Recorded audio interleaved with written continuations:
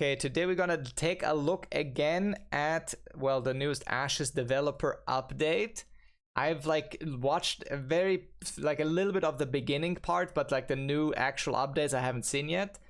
So I'll probably skip through it until we get to the juicy part a little bit, okay? Some fishing, maybe? Yeah, this was one of the sets that I designed for the Nikuen. I think this is really cool. Somebody got already. Somebody got the Pathfinder reference. This is like a turtle shell or a turtle shell, right? Because the dwarfs are from like nice job, kind of Hawaiian or whatever. There's a lot of Pathfinder. Oh, by the way, did you know, Stephen? Last month they got a bingo. Who got a bingo? They got a bingo. The chat did, because you know they do like a community bingo sheet. Oh no. Let me skip through it a little bit. Oh yeah, they had showed a little bit of new mounts. Can you imagine just camouflaging? And everyone in chat said like Groot. The environment, or yeah. like And they also talked about how these mounts could also change with the seasons. We watched the season update, right, where they have very in-depth season progression and stuff. And some of these mounts, including this one, will change with the seasons, which I think is pretty cool. On the line that they have a new duck. Yeah, let's just move on with the duck. Looks like it's a little bit imbalanced. This was cool. You guys are going to see. They showed some Minotaur concept art next month, actually. And this one is obviously like a shaman or like a cultist or something. They showed some really cool ones. I think a little bit later here. Oh yeah, this is like a boss called Khan, and he's riding on a board. This one looks bad ass, dude. No, I only pre-watched the non-content stuff, not only the art update. I just wanted to show you guys this because I thought it was fucking badass. I don't know if this game will ever come out. I have no idea, man. But they have some cool ideas. And I love how gritty this is. I like this kind of stuff, where the world isn't just this place where every fucking character runs around in a bikini and everyone's just having a good old time. Like this guy looks like he's gonna fuck you up. I like that. I think that's badass art. I like it. Obviously they will have to translate that into something else, or this snake person. They had some other Minotaur art too. All of it was really cool. Like this one, for example. Yeah. He talked about that that dwarves are born with beards, and therefore there's a beard on the skull. Yeah, okay. And this is Cyclops, also cool as fuck, I think. I like the tree especially, and it's really big. I like that. I like the size of this mob. They also talked about how this guy will like basically journey through the land, so it's not on a static place. Another Minotaur, also badass. I like that art as well. Then there's a little what did they call him? A rootling or something? Like a little potato. I think this guy is cuter than the Mokokos. I mean, I'm just saying. Yeah, but it looks way better. And they have some high elf art. But I want to get to the juicy stuff.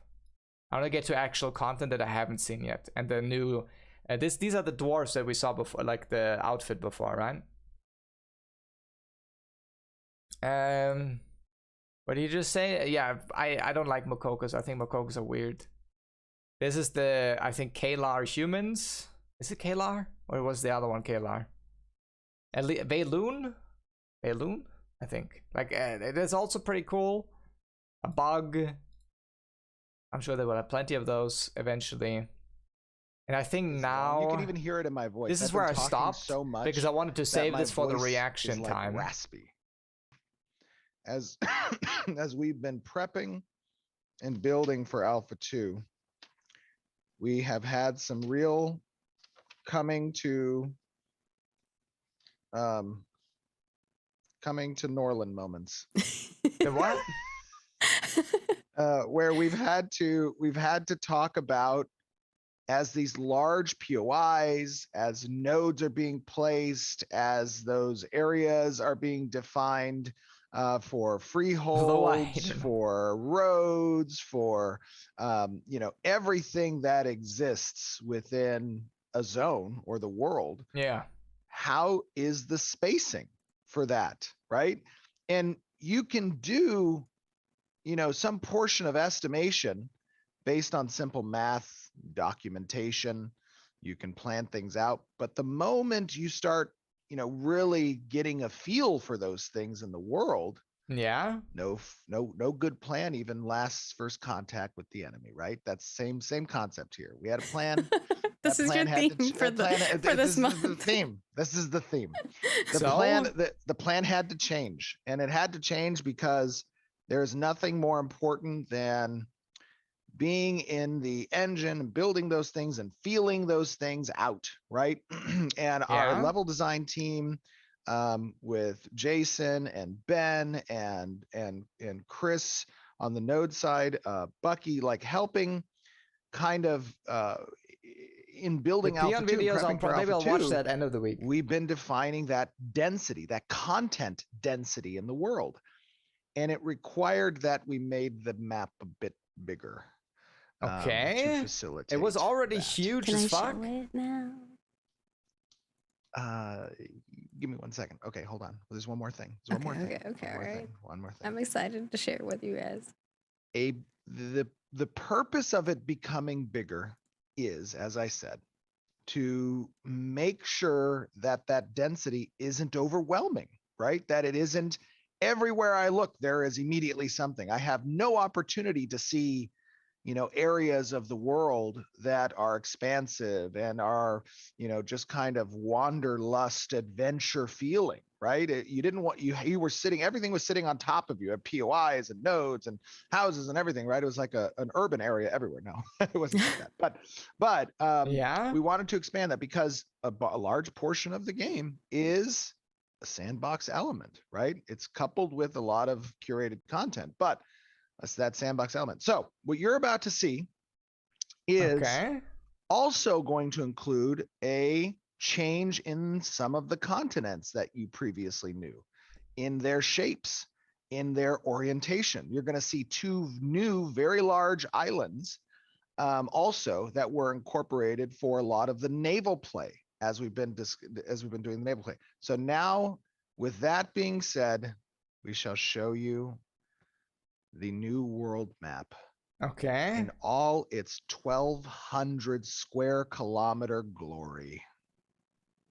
It's gorgeous.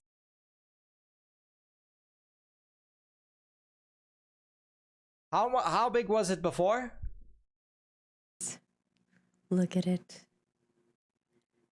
So while they're looking at this, can you go into more detail on the specific landmass changes and why you guys made those? Yes, I think you absolutely. started with talking about the Yes, islands as well. absolutely. So you're going to see some names here, a little bit of a reveal of some of these locations and these areas. And you're also, of course, seeing similar the biomes that are present as well.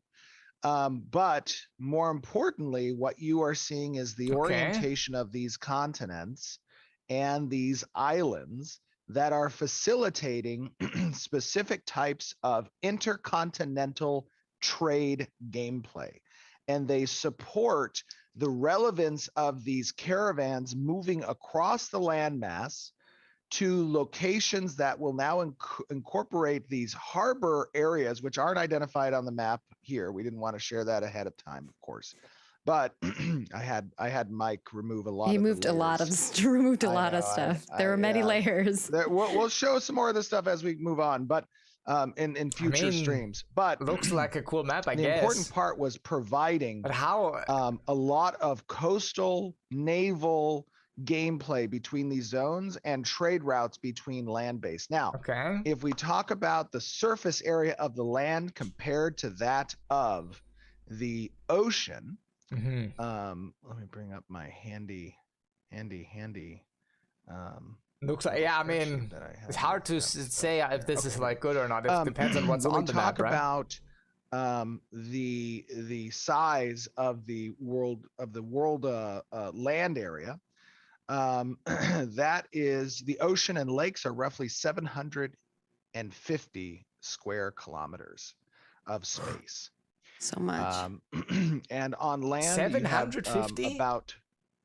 You have about 450 to 480 square kilometers of land play. So there's not too much that has been added on the land side, as there has been greater separation between the continents, a I reorientation of think those ship content continents, can be additional cool if they bays do it that have been right. included, and those 2 major Most of the islands time that it's are not, on though. each of the ends. And by the way, those islands are a throwback to, we added those as a throwback to part of what happens in the story from the original Ashes of Creation Pathfinder campaign some decade plus ago. So there's The a original lot of map fun there. of this was from your It's campaign. basically a new map Yeah, we had a lot of that's that stuff. bigger. So now when we talk about the Underrealm, which I know it's a lot of conversation about Underrealm, True, they have that too. the Underrealm is intending to be bespoke segments of Underrealm territory that are available around areas of choke point in the world map does that mean? that are above ground, which are provided for caravan transit across the world. So those caravans, as they're approaching these choke. So he's obviously an old Lineage player and an Arcage player. And Arcage ship content was really good. I didn't get to experience most of it, but I watched some stuff about it back in the day, and that was considered really good. So that's probably why he wants to do that, because there was a lot of like trade routes. There were pirates, like actually people trying to, you know, sabotage trade routes and steal loot and all of that stuff. So he's probably gonna try to go in that direction, which I don't have a whole lot of, you know, experience in, but that's probably what he's trying to do. Points on land, they will have alternate route options to go down into the Underrealm and to try to traverse that space as opposed to the choke points.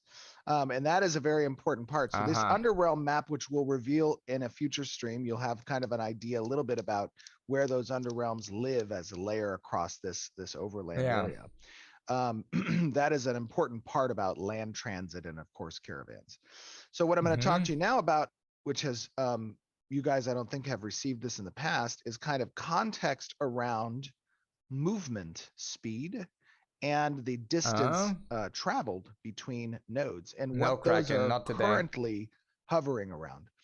So when we talk about how long it takes to run across a node, to move across a maximum sized node, which is a stage 6 metropolis stage, it takes around 2 minutes and 50 seconds for you to run entirely from one end of a, metropolis's maybe we should probably pull up Ashes of Creation node map,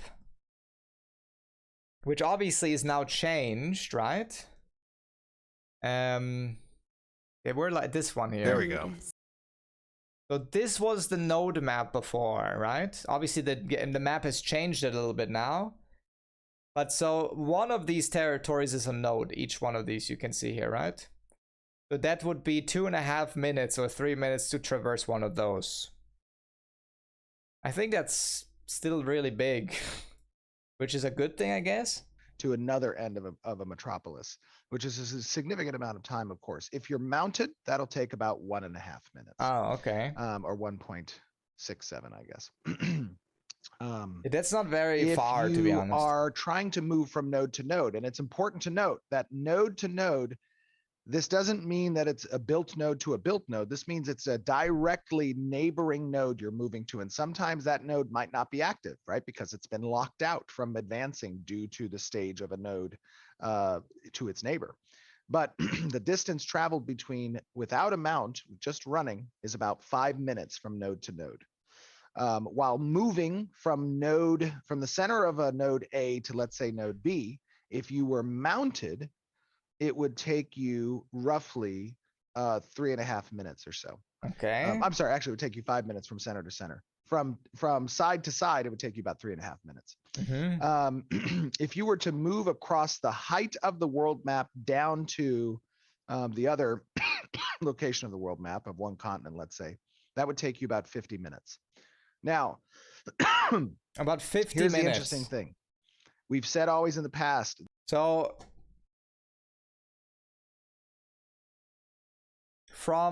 let's just use this old map, okay? I'm assuming this is the old map, yeah? So if you go from here to here, 50 minutes.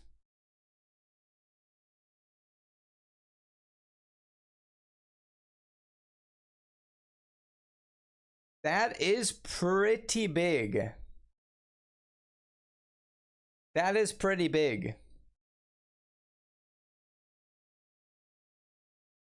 That for an MMO, that's huge.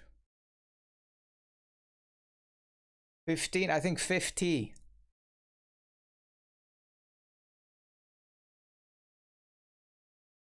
I don't know if he said by mount or not, but that's pretty long. That the world changes as the node states Okay, wait, we can stop develop. it here. Like, if, for example, right? This is important. He talks about this. He talked about this before as well. Like, if you have, like, for example, your guild is based around a node down here, okay? And you are currently trying to farm ice ore in the mountains of here. And your guild says, oh my god, there's the enemy guild is trying to do something to us over here in our base, or whatever the fuck. Like, I don't really know how that works in detail. You need to then take like a 30-minute hike to there, and that's what they want to do, right? So there's always this thought about, like, is it worth going that far away from home? Do I need to go back, and so on, right? So that's why they don't have a lot of teleporting and flying mounts and shit, right? Because they want the world to feel relevant, and you traveling through it also feeling relevant, which I think in theory is cool. But that also means that it will take some time. Like, you're not gonna be there in like an instant, right? Big doesn't mean good. True as well. And that's I'm not sure how much bigger this is now. When a scientific node reaches a metropolis level, that the vassal network of that metropolis will now incorporate teleportation as an option.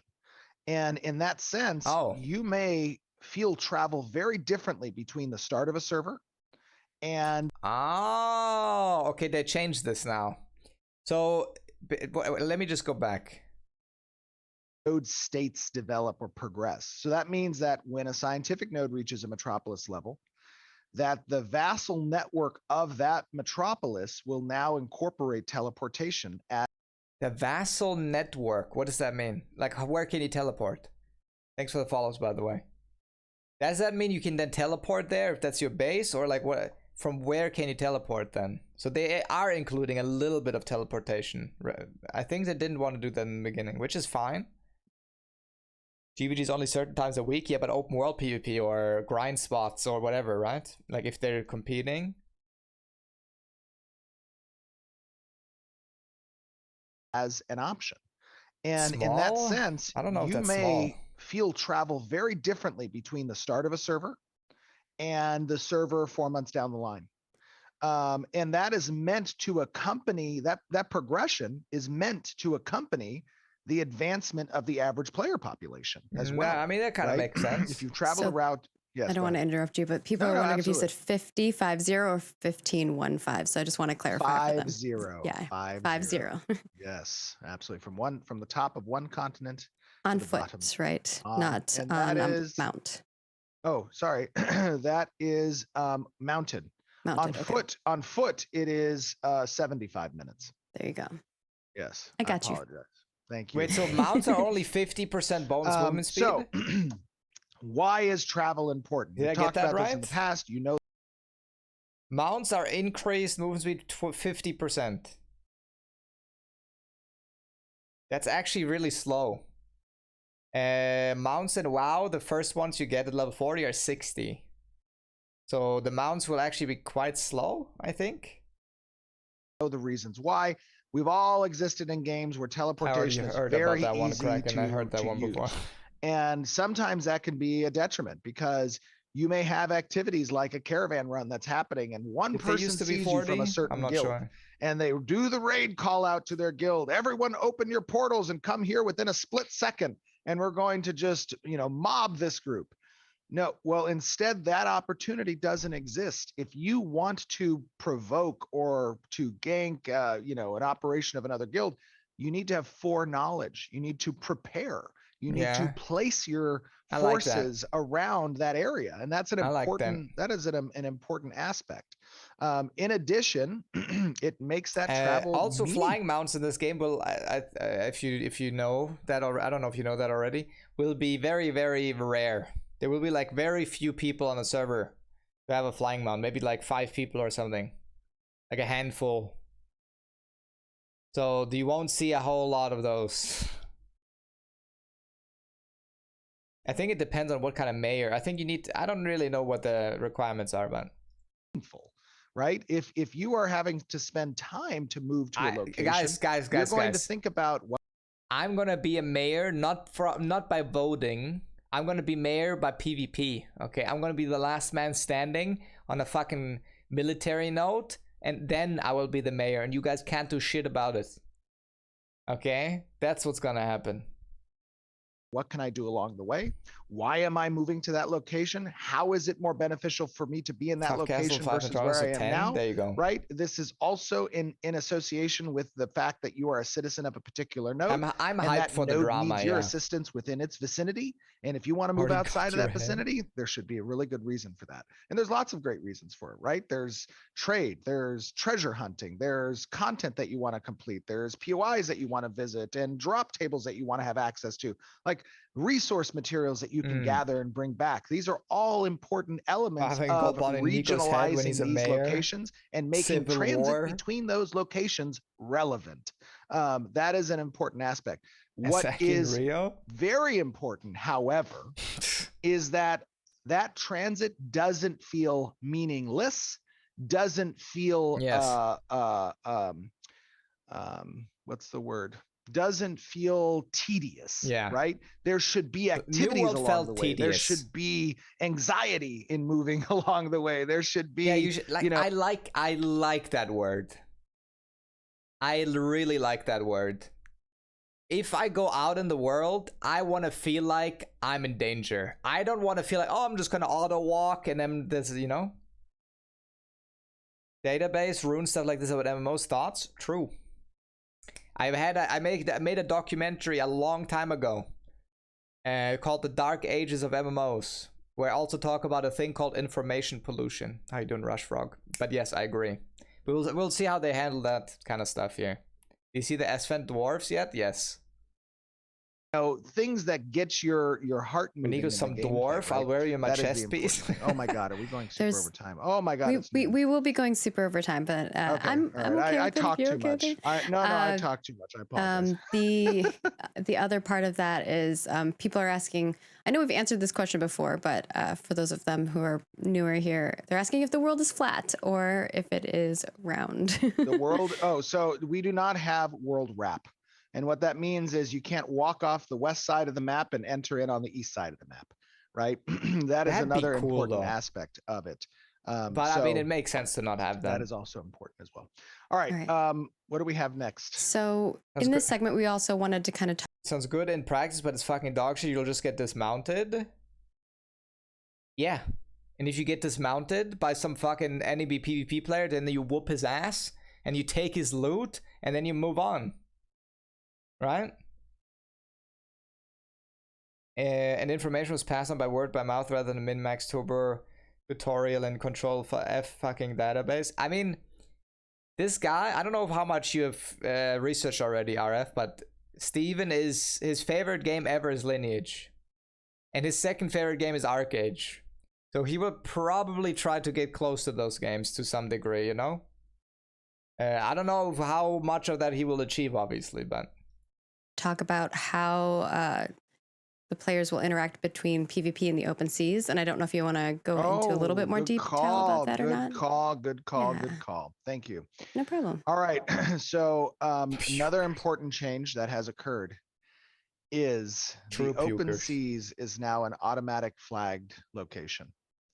So when you move off of land, right, we have a flagging system that protects. And the open seas are international waters where you need to be careful. And there is a lot of opportunity at sea. That reminds me of Wilderness in RuneScape, where it was just a permanent PvP zone. It's like this uncharted territory kind of feel, where like everything goes and you can do whatever the fuck you want. That could be really cool.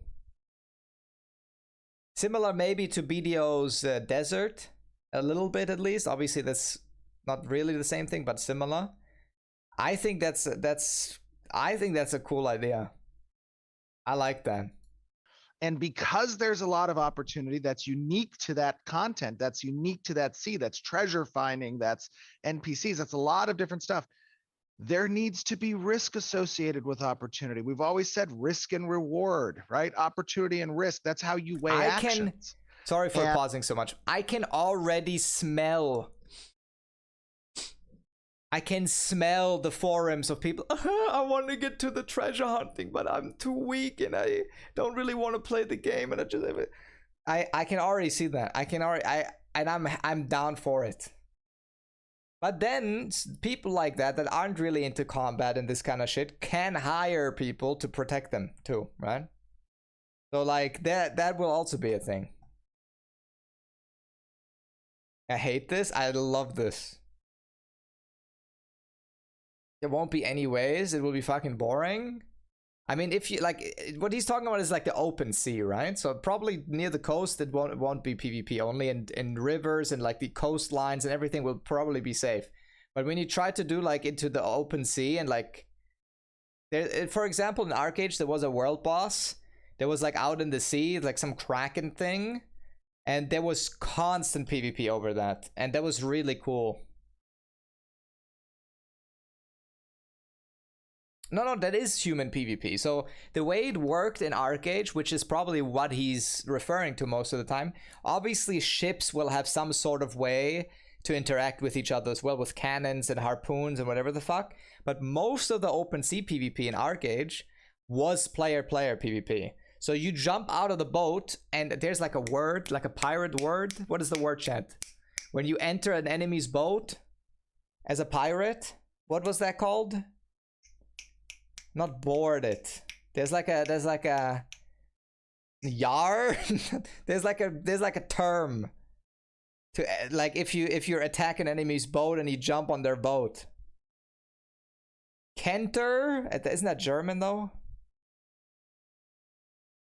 Whatever it is, you know, that was basically Arcade. In Arcade, you did a lot of like in water PvP and underwater and jumping around. And the problem with most MMOs is that water, like swimming and water combat and all of that, is fucking horrible.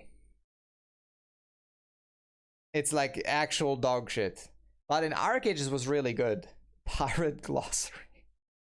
I don't know what it is. Maybe I'm just making this up. But like, that was. I hope that they're going in the direction where like in water combat doesn't feel like shit, and that you have opportunities to actually move and jump on a boat. You know, that it's organic and it doesn't feel so fucking weird and clunky. You know. And players now know when they move into the open sea, they are doing so in a method that requires them to be cognizant of their player surroundings. Who is near me? Who can mess with me? Who do I need to make friends with? Who do I know my enemies are? Who can I forge alliances with? What was the all of that sounds really cool. What was the most popular PvP DPS class in Arcade?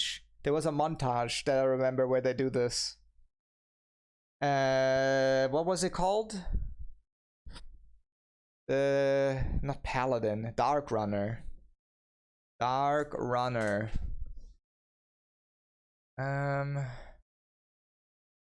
What was the name of that though? What was the name? There was a name, like a popular Dark Runner guy that kept making PvP videos. I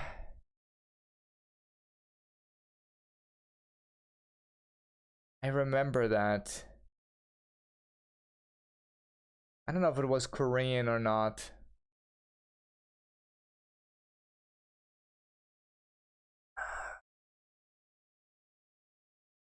No. Like an old school one.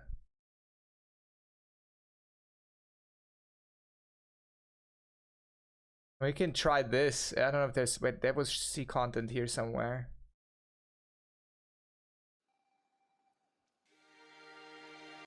I'm just gonna mute the song.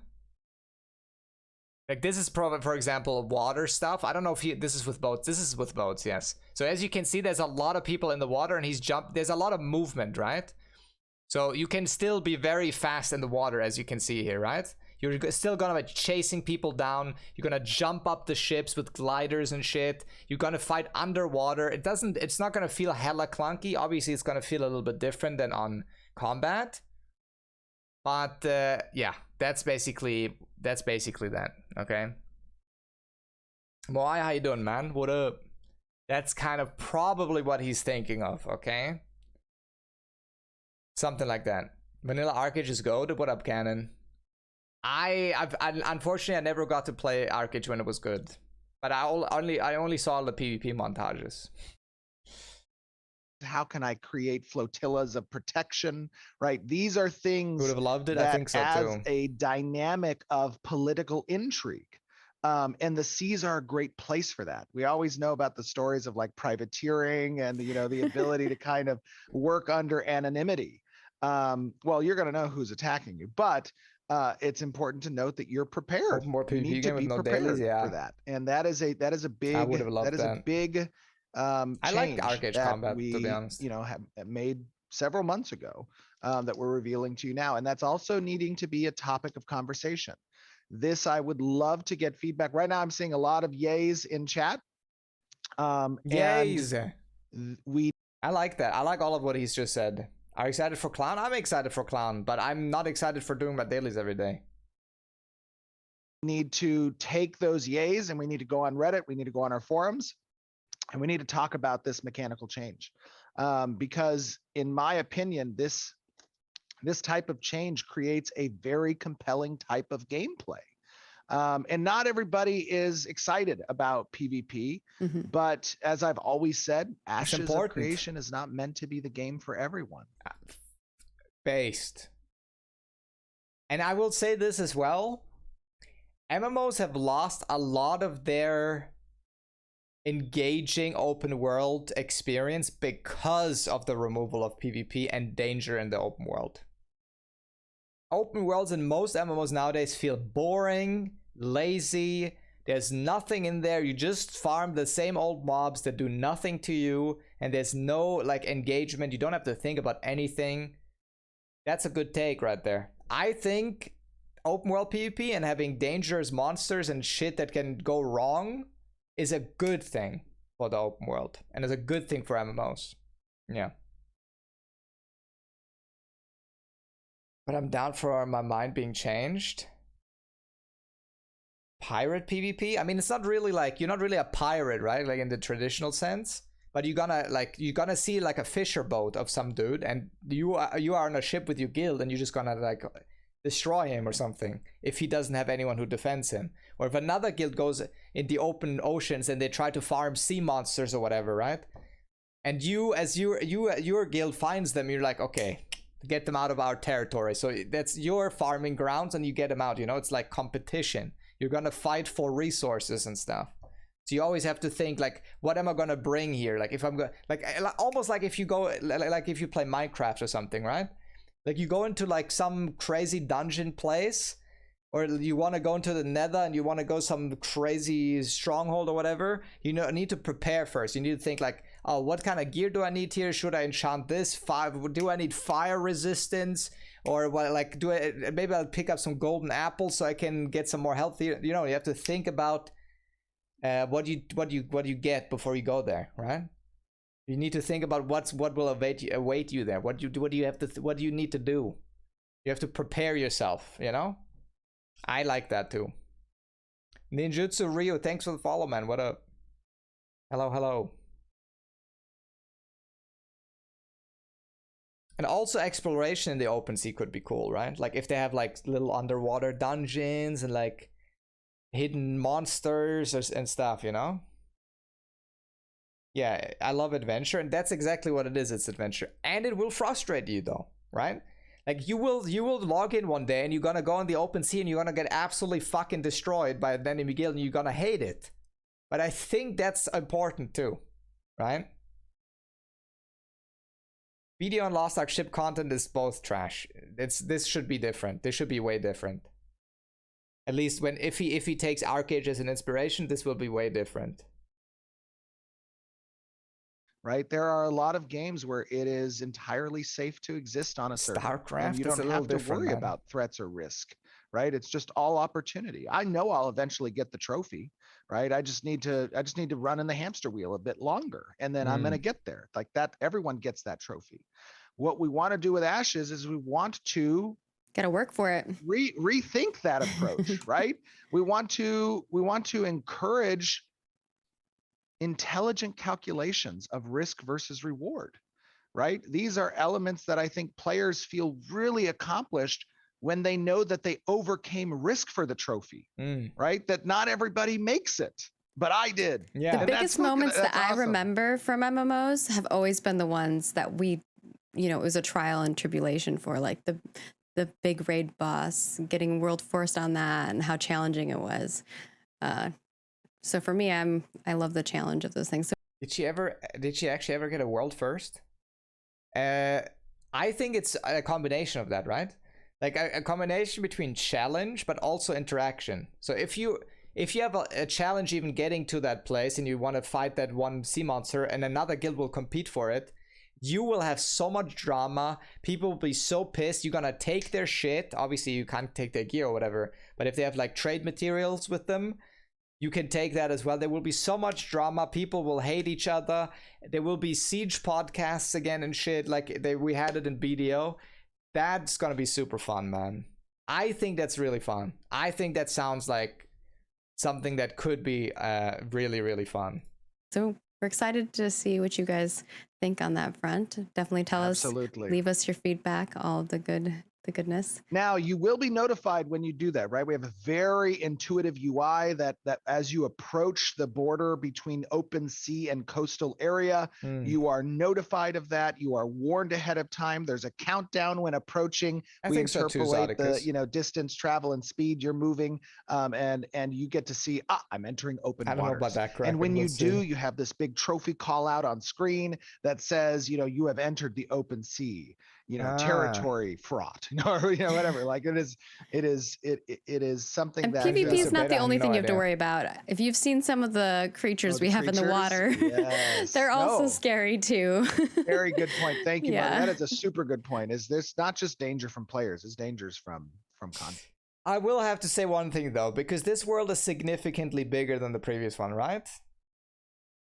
Like if the previous one was 450 square, this one is what, like double the size? I don't know how long this will take, chat. I don't know how, like I'm a little worried here.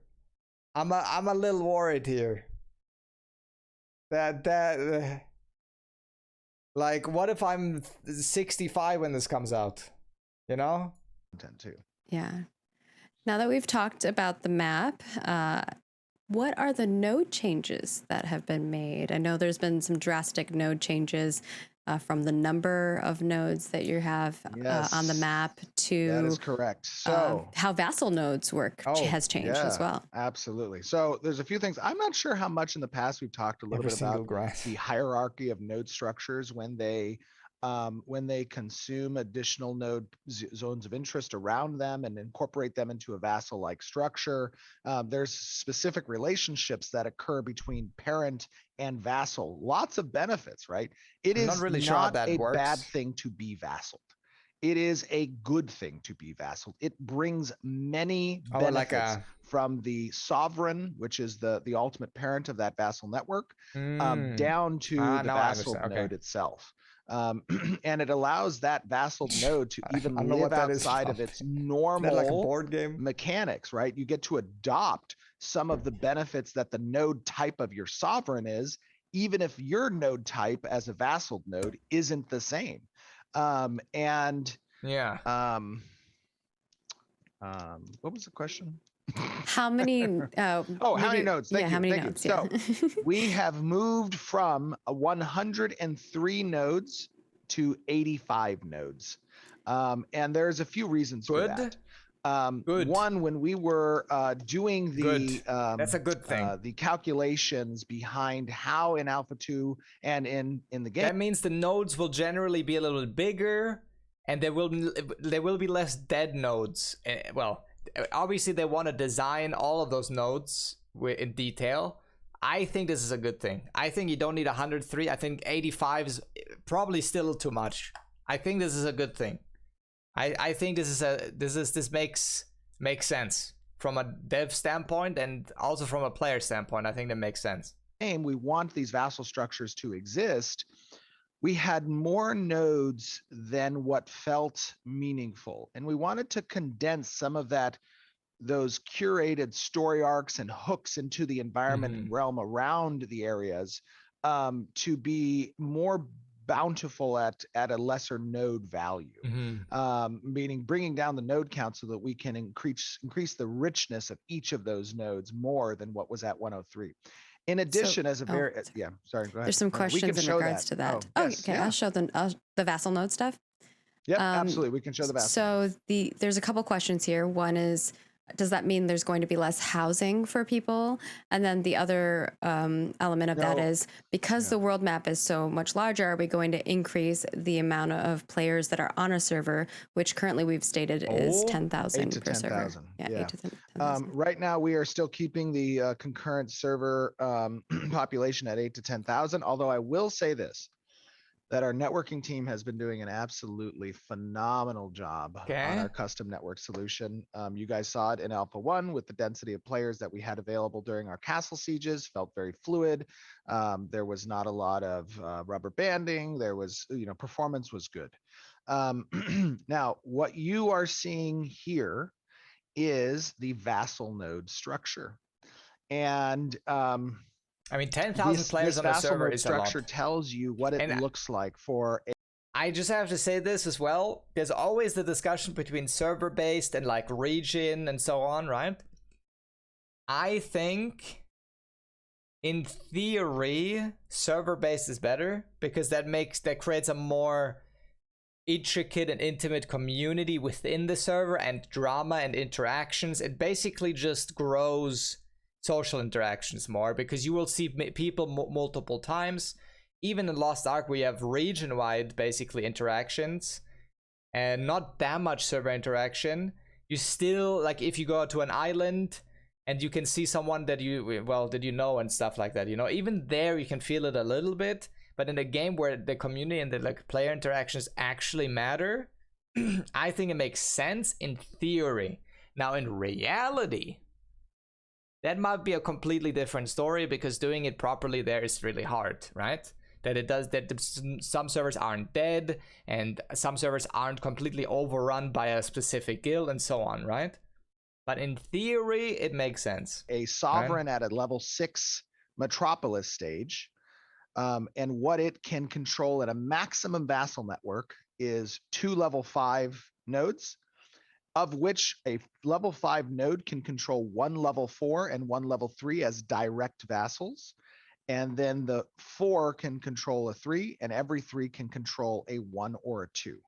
Now, if the 3 gets removed through siege, the 1 or the 2 is removed as well. So that's an important distinction between the 3's vassals, which technically isn't really a vassal relationship because there's no citizenships possible. Those vassals don't exist between 3 and X, but they do exist between 4 and 3, 5 and 4, and 6 and 5s. And what this also allows is that because there are 85 nodes that are within the world, we have a buffer zone of about 20 nodes that lives in a max server state. So if you had maximum 5 metropolises form in a world, you will have a number about 20 nodes that can live alongside those metropolis networks. And when or if a metropolis falls, that extra cushion of nodes around the 5 metropolis structures allows for the map to be redistricted in a way that is unique. It doesn't mean that one of the 5s is just going to pick up where the last 6 left off and form the same exact metropolis structure from a territory perspective. I mean, it could happen. It has ancillary nodes to play with and expand towards that redistricts the map so that if a metropolis falls, there's a significant difference in the layout of the world, in the layout of which these in theory again is like territories. Cool. And that's one of the important aspects of that. Right. Somebody said, too many neurons firing. It was a lot. And obviously, for those of you who maybe don't know how, you take over cities and things of that sort, definitely check out our other content. We share a lot of that information. I know that we do have some vassal node information up on our website that will need to be There's also a adjusted big with this new wiki. information. So we may put some new information out there as well. But Yes. And by the way, I yeah, just exciting. want to showcase, as we look at this vassal node network, we talked about a lot of benefits that get conferred down from the sovereign or the parent to the vassals. But what we didn't talk about was the benefits that there's going to be more than one guild, right? And that one guild will then eventually see a lot of people fight over their metropolis, because the other people on the server don't want to see that one guild always control that, right? There's obviously going to be more than one metropolis, and I'm not really sure how these things will work out in practice, obviously, or in praxis. Is that how you say that? But usually in other games, people always want to see the champions fall, right? If there's a best guild on the server, people will try their best to try to, destroy their metropolis and see someone else get it. It will be there like one faction. I mean, there's not this is also a thing, right? This is not a faction-based game. This is a guild-based game. The only worry is that I have is that what about mass guilds? Guilds that have 1,000 people. How will they interact with the server, right?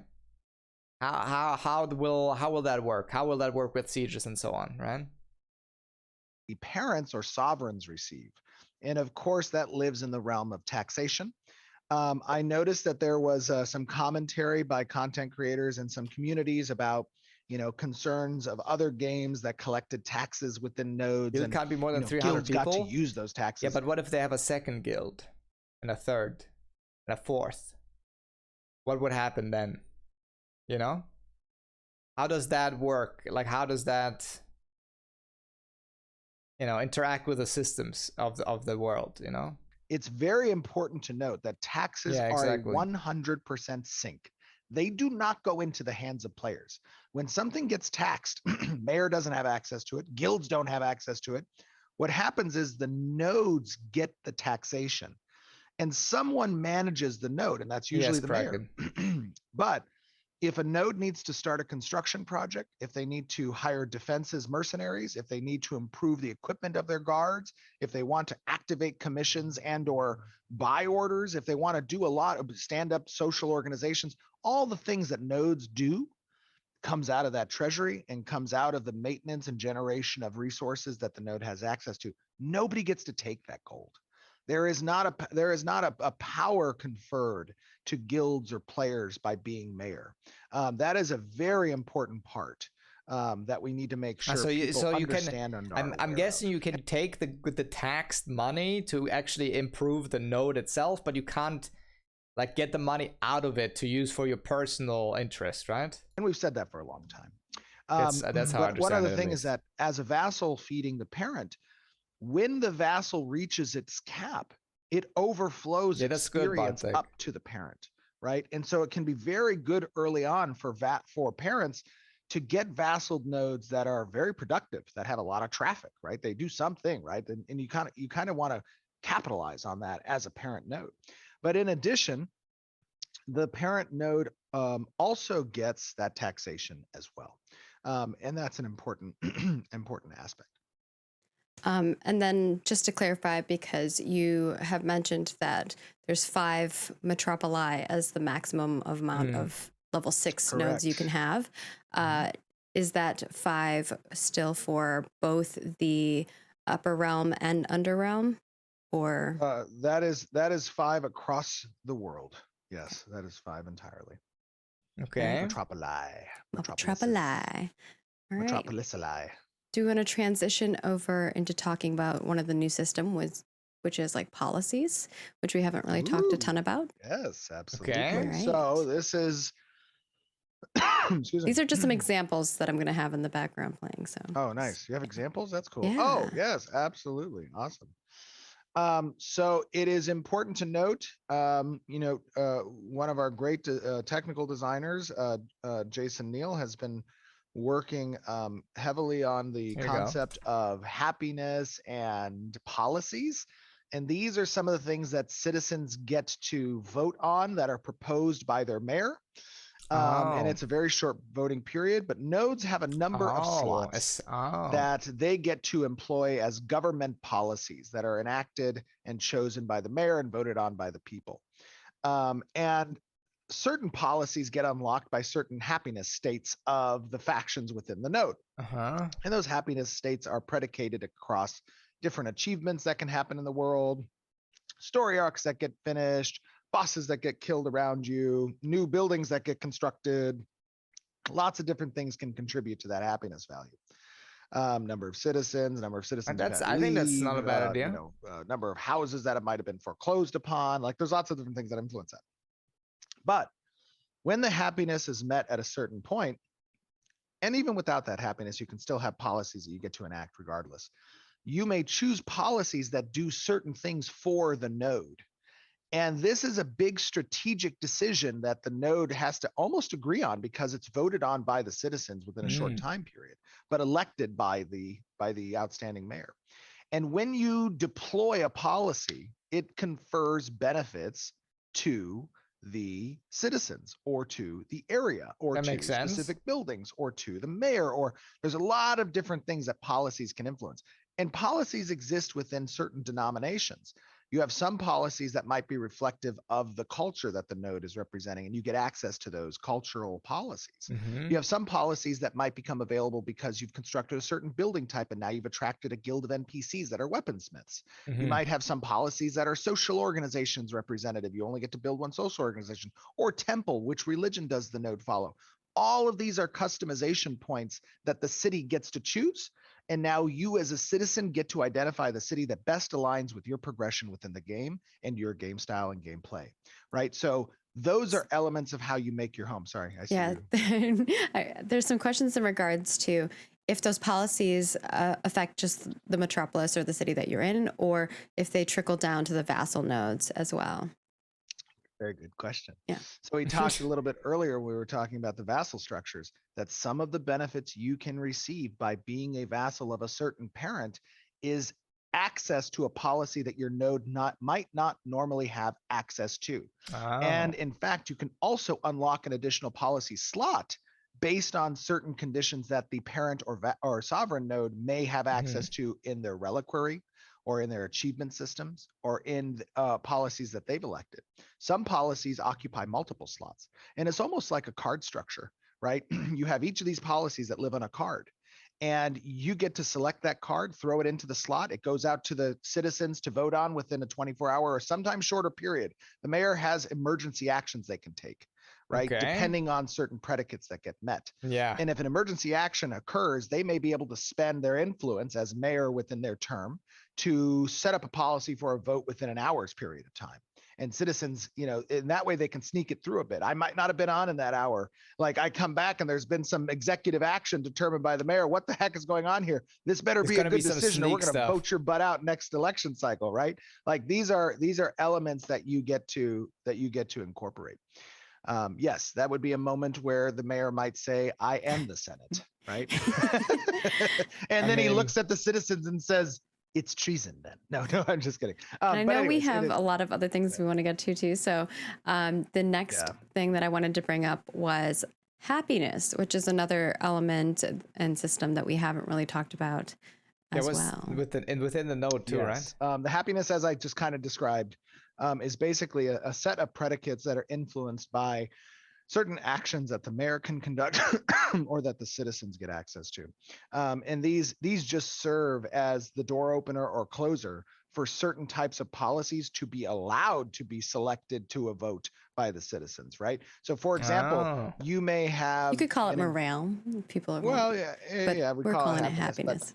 That happiness could be in the dumps. Your people could be very unhappy. They could be to the point of revolting, right? And that might turn off certain NPCs. They may go on strike. They may not be accessible. But if you're really Okay. unhappy, you might be able to place in a certain policy that's like a military shoot. I can't, my mind cannot think today. I am just dead at the end of this week. I'm so sorry. It's okay. We're following along with you. What's the military thing? Martial law. coup. Thank you. Okay. It might be a martial law policy. Oh. And that martial law policy might be really helpful when it comes to prepping for a siege. Yep, that is pumping. something that allows you maybe to increase the number of conscripted mercenaries that you have at your allotment. It might be able to go into debt in the treasury for purchasing upgrades to the, to the walls and the gates, or to place barricades and set curfews. Like there's things that can be done around Okay. happiness that's important. Okay.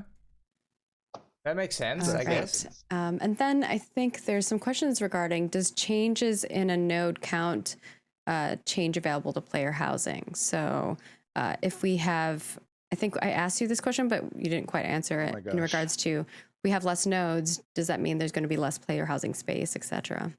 I think No, there so shouldn't be a problem we at all. have target numbers when it comes to the amount of static housing, apartment housing in areas. I mean, didn't they just say like there's a maximum number of nodes anyway? So if it's 105 maximum nodes or 85 maximum nodes, there's still just going to be 20 nodes anyways. So that's not going to change anything. And freehold space. And those values don't change, right? We are going to hit those targets based on the concurrency objectives that we have for the server between 8 to 10,000 players and the number of registered users we want to have on the server. The goal is that those versions of housing live in different competitive markets. And that competitive market is going to set average player value between player to player transactions. Yeah. That of course grows with wealth as wealth gets introduced into the economy over time. But we want to have an equitable amount that's necessary to create scarcity, right? To create a meaning for why I would purchase a home within the world or within a city. Look, right? a place for Nico's Builds Asylum. And I know we have one more thing we want to discuss, which is caravans. And that system has had a bit of a new overhaul as well. Ooh, so do we want to start first system. with how commissioning a caravan works now? And then we'll get into each of the other steps. Yes, we can talk about it. And I'm just going to play kind of a slideshow of some of the cool if I could ask one of my producers actually who might be watching the show to order lunch for my writers sync that I have after this, that would be great, because I totally forgot to do that. Somebody on the team let a producer know to order lunch for our writers. I'll let them know. Awesome, thank you. So to answer okay. guys, we love doing it live. This is how comfortable we feel with the community, right? We'll just we might as well just have a camera in the office that runs and follows us around as we're doing. Don't tempt them. They want that, Steven. I know. I'm so sorry. That one looks cool. What was the question? This was caravan. How caravan system. does Caravan. commissioning a caravan work? We'll start there. All right. So remember we talked about, players create components, right, that live on the caravan. And that indicates a lot of different stat values of the caravan. It could be turning radius, turning speed. It could be movement speed. It could be armor, health, damage mitigation, all that kind of stuff, right? You do that at a caravansary.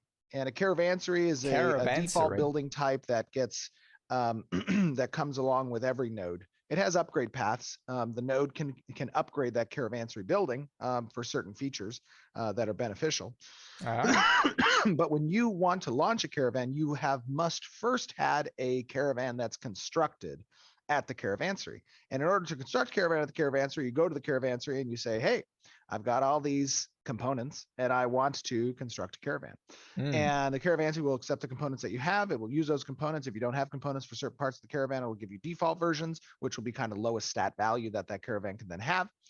And when the caravan is constructed, it will be hosted at that caravansary. Holy shit. And if you want to launch a caravan, you will select the caravan you have available at the caravansary. You will then be provided with a UI screen that shows you the compartments of availability for storage that the caravan has. Yeah. You can assign those compartments to members of a party or named interest. Yeah. You can apply insurance if you want for any pieces of those storage, and it can go into escrow. And if the caravan ever gets destroyed, that escrow will go to the named player. And that's how we kind of set up that transactional, facilitate that transaction between players if they want to do those things. And then when you want to launch your caravan, so if you prepped your caravan, it's going to be in a launch ready state. And you can launch a caravan whenever you want, keep it in the launch ready state. If you click to launch the caravan, your perspective will leave to a world map perspective that sits above the node. And you will have a 360 line that lives outside of the node area at a good distance, roughly about 100 to 150 meters from the node. And you will spawn the caravan there. And it will take about 2 to 5 minutes, depending on some of the upgrades that the caravansary has, for that caravan to spawn outside the node at that location.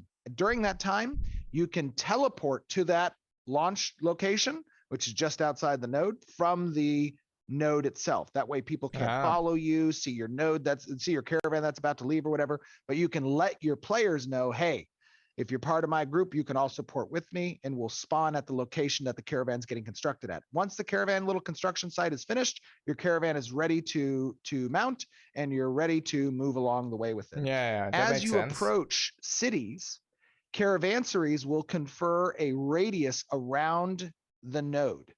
And that radius will be something visual to you in the world as you're approaching another node.